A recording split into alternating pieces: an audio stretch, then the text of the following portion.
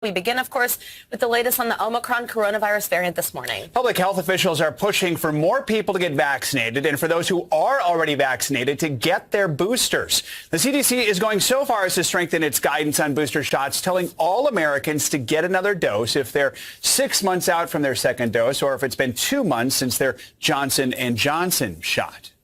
Right now, more than a dozen countries have confirmed cases, and new this morning, Dutch health officials now say the Omicron strain has been there for 11 days, well before the variant was confirmed by health officials in southern Africa. So far, the United States doesn't have any confirmed cases, but public health experts warn it's probably already here. There's still a lot to learn about this variant, but here's what we do know and don't know yet. The World Health Organization says it poses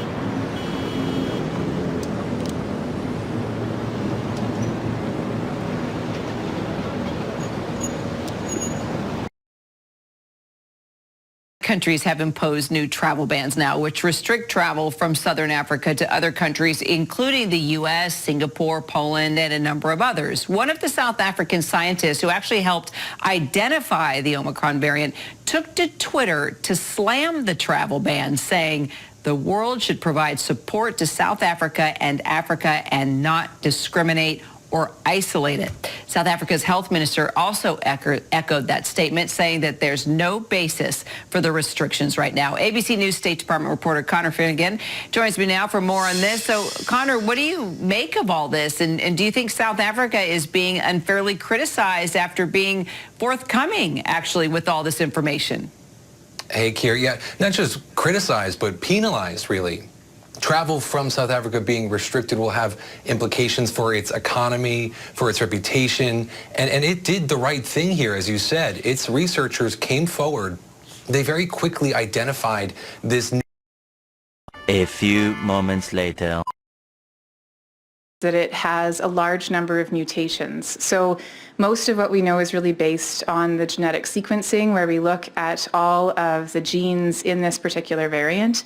We know that there are a large number of mutations present on the spike protein, which is the protein that is typically the target of neutralizing antibodies that are generated both after an infection and also after someone receives the vaccine. We know that there are a few mutations in other parts of the genetic sequence as well, and so we're still learning how that might impact the behavior of this virus.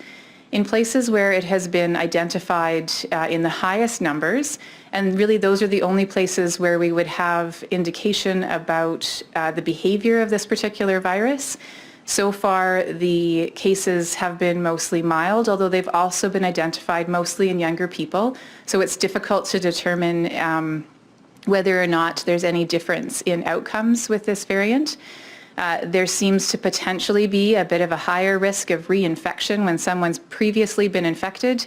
This variant, again, it's very early days, but there is this early indication that possibly there may be a higher risk of reinfection post-previous infection. We don't know yet whether or not vaccine effectiveness will be impacted by this variant. It's too early to tell.